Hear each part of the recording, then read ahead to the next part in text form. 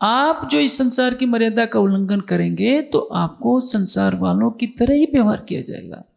आप जब जागृत होंगे परात्म में तो वहां आपकी महिमा देखी जाएगी कि आपकी कृपा से ब्रह्मांड अखंड होगा। लेकिन जब आप इस ब्रह्मांड में आए हैं तो इस ब्रह्मांड के नियमों का पालन आपको करना पड़ेगा, क्योंकि आपके प्रियतम ने ये नियम बनाया है। मैं आपको एक दृष्टांत देता हूं। एक राजा है, वो अपने महल में रह रहा है। महारानी की गरिमा है कि राजा के साथ विराजमान है तो महारानी है। महारानी सिंहासन को छोड़कर जाए और एक द्वारपाल को डंडे डंडे मारने लगे, तो राजा भी आकर देखेगा तो क्या कहेगा कि तुम महारानी हो, मेरी आज्ञा का उल्लंघन कर रही हो, तुम्हें ये मारने का इसको अधिकार नहीं है, क्योंकि ये व्यक्ति निर्दोष है। एक सच्ची घटना जो हमने बचपन में पढ़ी है, मैं आपको बताता हूं। काशी की महारानी थी, उनका नाम था करुणा। फूल सी कोमल, चंद्रमा से अधिक सुंदर। एक बार उनको गंगा में स्नान करने की इच्छा हुई और उन्होंने कहा कि मुझे गंगा में जाना है, इसलिए सारे रास्ते में व्यवस्था कर दी जाए। महाराज का आदेश हुआ कि जो गंगा के किनारे झोपड़ी में लोग रहते हैं वो चले जाएं, क्योंकि महारानी स्नान करने वाली है वरुणा नदी में। वरुणा और अस्सी के बीच में जो नगरी बसती है उसको वाराणसी कहते हैं। एक छोटी सी वरुणा नदी बहती है। आप सोचिए, जब वो वरुणा नदी में स्नान करने जाती है, ठंड का समय था, प्रातःकाल, ठंड से कांपने लगती है। महारानी अपनी सखियों से कहती है कि देखो ये झोपड़ी है, इसको जला दो।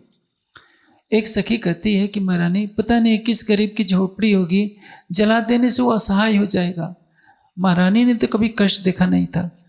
कहती है नाराज होकर, मैं ठंड से मरी जा रही हूं और तुमको झोपड़ी दिखाई दे रही है, इसमें जला दो।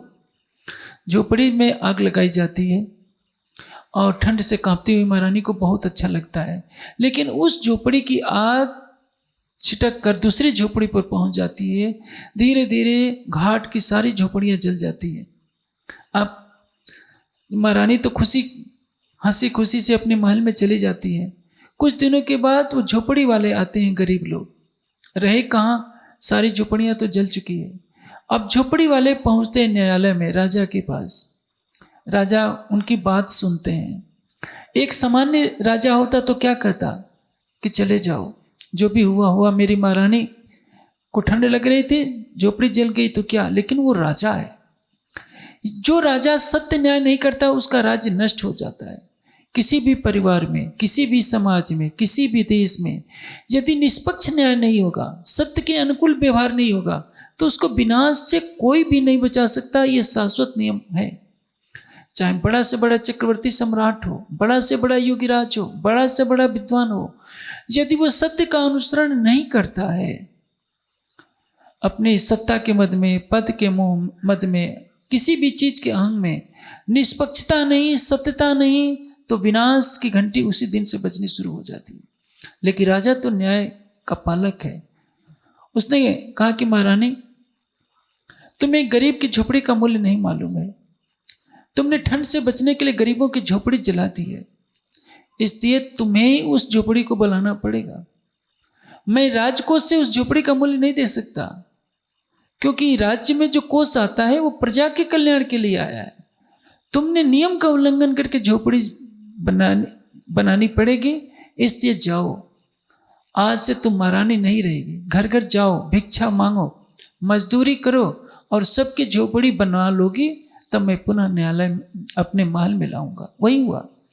राजा ने अपनी महारानी को महल के बाहर ले जाकर दासियों के कपड़े पहना दिए, राजसी वस्त्र उतार लिए और कहा कि महारानी जाइए, मजदूरी कीजिए, भिक्षा मांगिए। जितनी झोपड़ियां जली हैं उतनी झोपड़ियां आपको बनानी पड़ेगी। वही हुआ। साल भर तक महारानी घर घर जाती हैं, सबके घरों में काम करती हैं, भिक्षा मांगती हैं और उस पैसा इकट्ठा किया। सबकी झोपड़ी जब बन जाती है, राजा आदर पूर्वक अपनी पुनः महारानी को लाते हैं। क्या राजा को दर्द नहीं होगा कि मेरी महारानी मेरी प्रजा में घर घर जाकर नौकरी काम कर रही था? लेकिन वो राजा है। यदि वही न्याय का गला घोंट देगा तो उसके राज्य को विनाश से कौन बचाएगा? यही कारण है कि वह पक्षपात नहीं करता, अपनी महारानी को भी कष्ट में डालता है। आप मेरे कहने का ऐसे समझ गए होंगे। आप माया के ब्रह्मांड में आए हैं तो इसलिए नहीं आए हैं कि बेगुनाह जीवों को आप दंड देते फिरें, बेगुनाह जीवों को सब कुछ करते फिरें। आप अपनी शक्ति को नहीं जानते, और नहीं जानते हैं वही अच्छा है। कोट ब्रह्मांड जाके पलथे पैदा सो चाहे हमारा दर्शन। लेकिन आप देखिए जितने परमहंस हुए हैं, परमहंस महाराज श्री रामरतन दास जी की जीवनी देखिए। जब उनके माता पिता का धाम गमन होता है, उनके पास इतना भी पैसा नहीं कि दाह संस्कार करा सके। जब वो राज्य के खोज में निकलते हैं तो कमर में लंगोटी भी नहीं रहती है, एक थी वो भी फट जाती है, नग्न शरीर हो जाता है। कई कई दिन भोजन नहीं मिलता। कौन? जिनके अंदर परम धाम की आत्मा बैठी है, जिनके चरणों की छत्र छाया में लाखों को परम धाम के ज्ञान का प्रकाश मिलना है। वो भी प्रकृति की मर्यादा को वो भी नहीं तोड़ते हैं। जब मरे हुए को जिंदा कर देते हैं तो उनके सतगुरु महाराज नारायण दास जी कितना डांटते हैं कि तुम मुर्दों को जिलाने लगा, तुम प्रकृति की मर्यादा को क्यों तोड़ रहे हो? बताओ उसकी जगह कौन जाएगा? अब सोचिए ऐसा क्यों?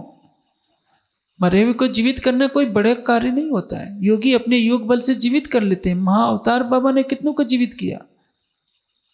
लेकिन जो सत्य के अनुकूल होगा है वो प्रकृति की मर्यादा का उल्लंघन नहीं करेगा।